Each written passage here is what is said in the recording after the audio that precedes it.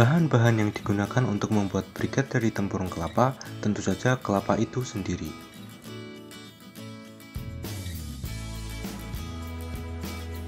Setelah dikumpulkan, limbah kelapa tersebut dipisahkan antara sabut dengan tempurungnya. Tempurung kelapa merupakan bahan utama pembuatan briket tempurung kelapa, sementara sabut kelapa digunakan sebagai pemicu api pembakaran. Setelah dipisahkan, tempurung kelapa dijemur terlebih dahulu supaya kadar air dalam tempurung kelapa berkurang. Bahan selanjutnya yaitu pelepah pisang yang digunakan sebagai tutup tangki pembakaran nantinya. Alat yang digunakan yaitu ada tong besi yang dilubangi atasnya terlebih dahulu supaya mudah memasukkan tempurung kelapa nantinya. Tempurung kelapa kemudian dimasukkan ke dalam tong besi yang sudah dilubangi. Setelah itu, buat bara api menggunakan sabut kelapa maupun sekam padi di dalam tong besi tersebut.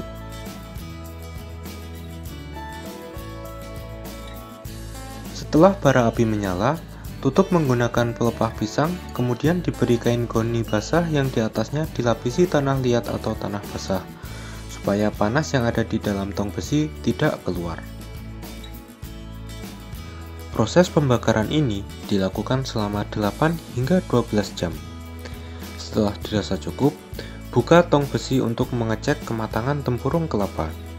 Jika tempurung kelapa sudah berwarna hitam, artinya tempurung kelapa sudah terbakar sempurna. Tempurung kelapa yang sudah dibakar tersebut kemudian dikeluarkan dari tong besi.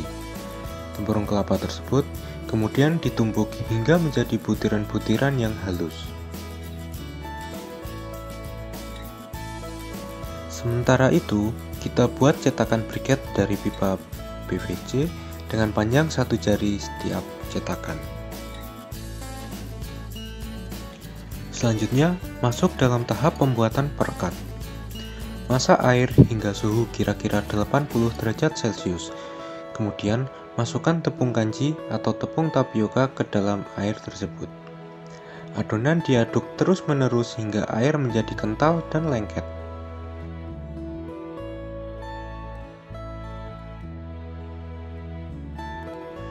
Tempurung kelapa yang sudah ditumbuk tadi kemudian dicampur dengan perekat secara merata.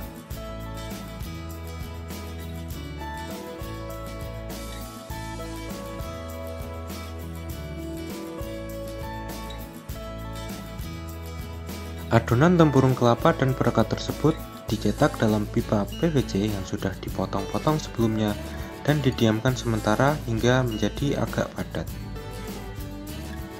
Setelah adonan menjadi agak padat, adonan dikeluarkan dari pipa PVC kemudian dijemur di bawah sinar matahari selama 1 hingga 2 hari. Briket tempurung kelapa yang sudah jadi ini siap digunakan sebagai bahan bakar alternatif pengganti bahan bakar gas maupun bahan bakar minyak.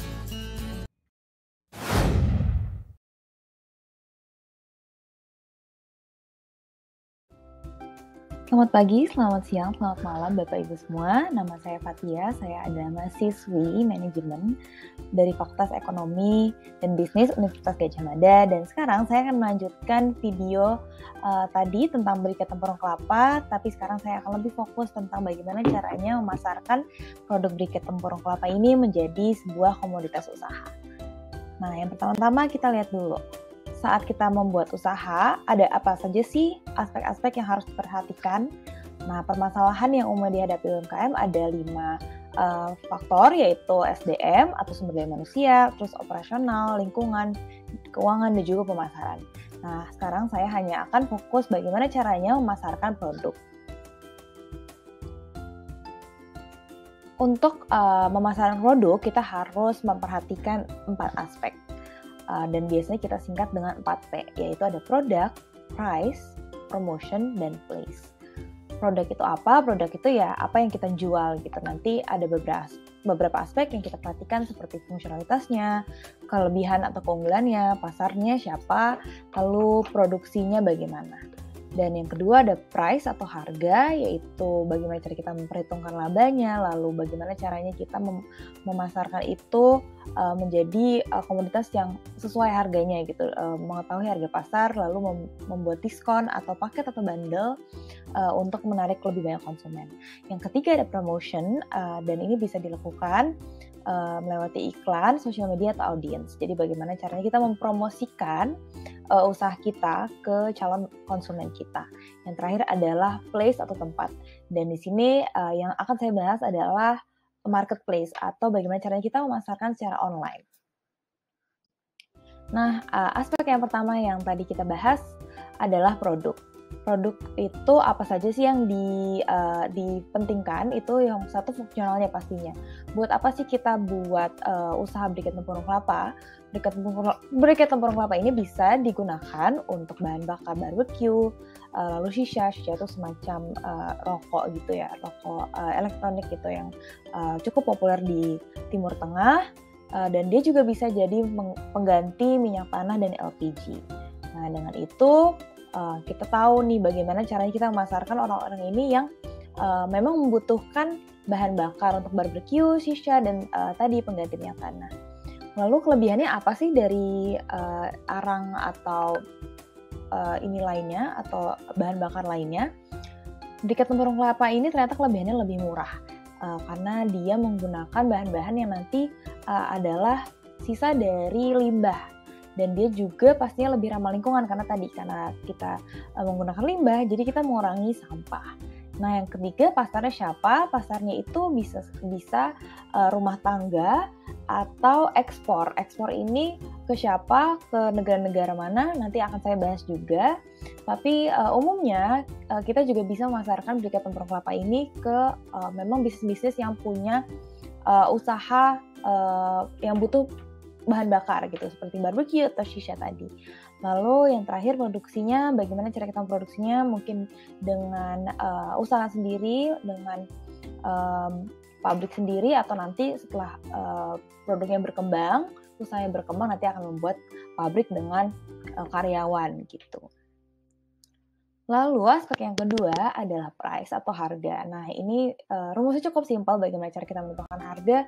Ya pasti kita harus menghitungkan modalnya berapa dan kita mau meraih keuntungan berapa persen dari penjualan itu. Nah, di sini saya memaparkan beberapa bahan-bahan yang diperlukan untuk membuat briket tempurung kelapa. Dan ini seperti bisa dilihat yang nomor 4 dan 5 itu gratis karena saat membakar tempurung kelapa kita bisa mengganti dengan sabut kelapa gitu, tidak mesti menggunakan pemantik lain gitu, jadi cuma sabut kelapa doang. Dan kita juga bisa pakai pelepah pisang yang bisa diambil dari mungkin sisa kebun gitu.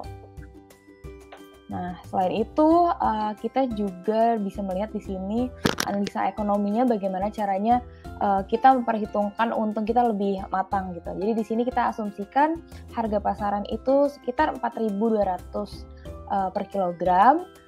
Detailnya bisa dilihat sendiri, bisa di-pause dulu videonya. Dan kita misalkan targetnya mau produksi 100 kg per hari gitu, dan kita juga mau produksi di rumah, jadi tidak perlu biaya sewa untuk pabrik. Sini kita bisa lihat modal awalnya, lalu peralatan yang digunakan selama 5 tahun, dan jangan lupa memperhitungkan penyusutan peralatan-peralatan itu. Lalu ada biaya pengeluaran per bulan, omset, laba bersih, dan juga return of investment-nya. Untuk selebihnya, untuk Bapak Ibu biar lebih belajar lagi bagaimana cara pembukuan, akan ada video lain khususnya mengenai itu, bagaimana cara mengatur keuangan.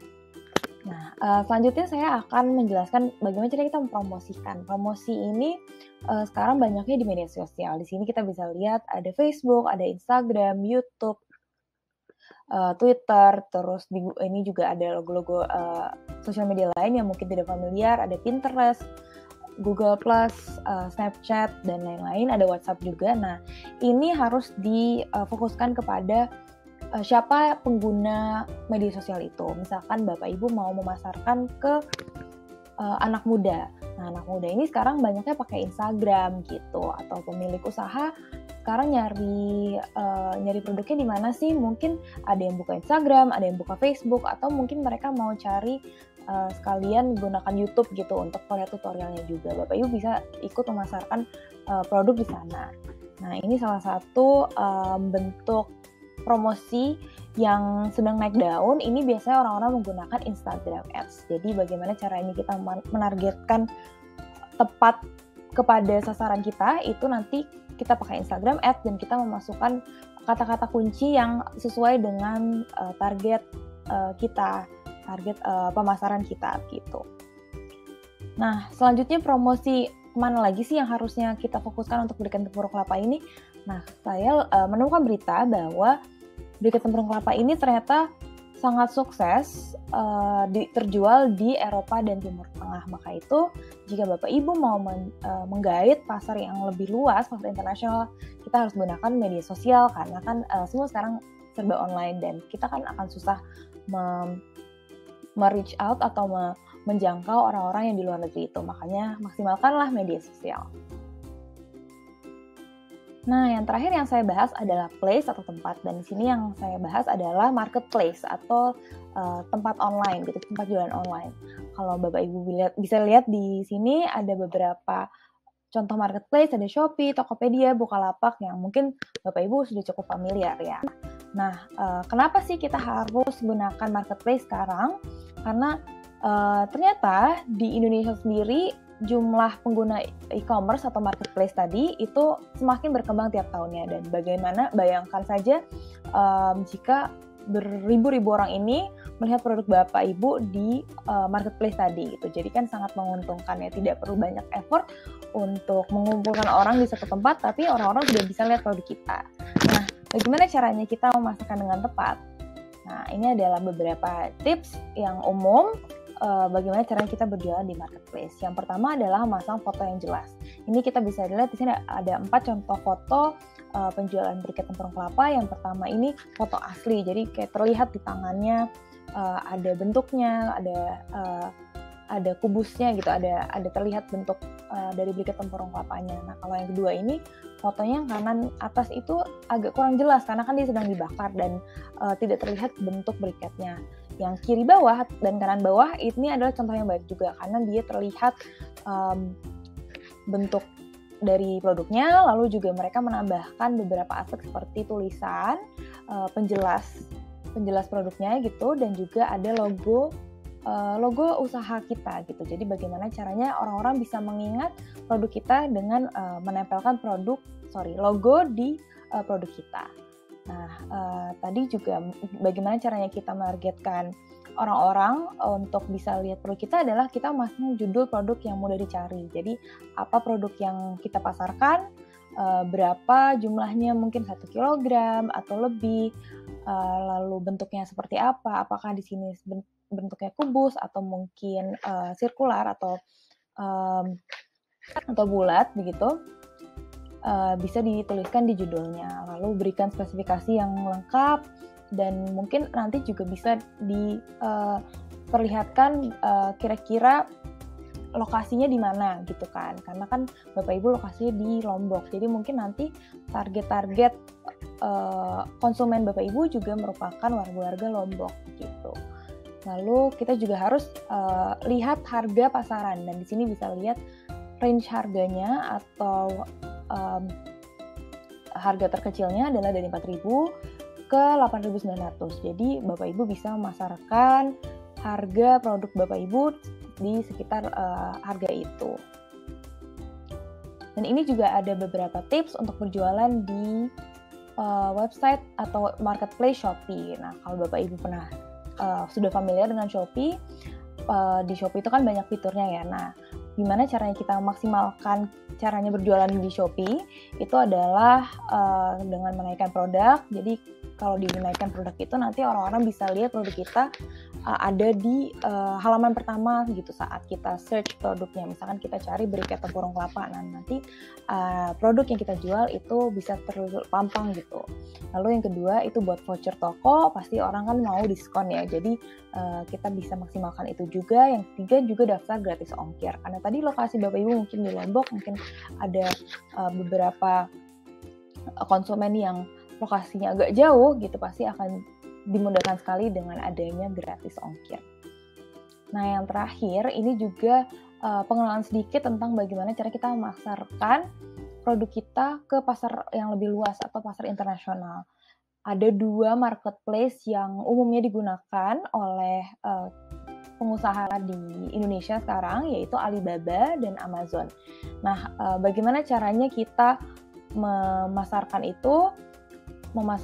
produk kita ke market internasional ya pasti dengan mendaftarkan usaha kita di 2 website ini, dan produk yang kita jual ini harus memiliki pastinya pangsa besar atau ada demand-nya di berbagai negara gitu. Jadi ada banyak negara yang membutuhkan produk ini juga gitu. Seperti yang tadi saya bilang, briket tempurung kelapa bisa digunakan untuk barbecue, shisha, dan shisha itu adalah produk yang biasa digunakan di Timur Tengah, jadi mungkin kita bisa masarkan ke negara di Timur Tengah. Lalu kedua juga kita harus memperhitungkan jasa pengirimannya. Kalau misalkan kita mau ekspor ke sana, kira-kira jumlah yang dikirimkan itu harus ada minimalnya atau enggak gitu kan. Karena kan nggak mungkin kita hanya mengirim satu barang ke luar negeri gitu, akan mahal sekali, yang mungkin akan tidak efektif. Jadi mungkin akan harus ada minimal ordernya, lalu kapasitas produksinya juga. Kalau kita usaha sendiri, produk sendiri, apakah kita menyanggupi mengambil order yang sekian banyak gitu. Dan yang terakhir kita juga harus mempelajari konversi harganya gitu, karena kan biasanya di marketplace internasional itu menggunakan dolar, dan kita harus perhitungkan dulu berapa harganya di rupiahkan gitu. Baik, sekian penjelasan sedikit tentang pemasaran briket tempurung kelapa. Terima kasih sudah mendengarkan. Mohon maaf bila ada kesalahan. Wassalamualaikum warahmatullahi wabarakatuh.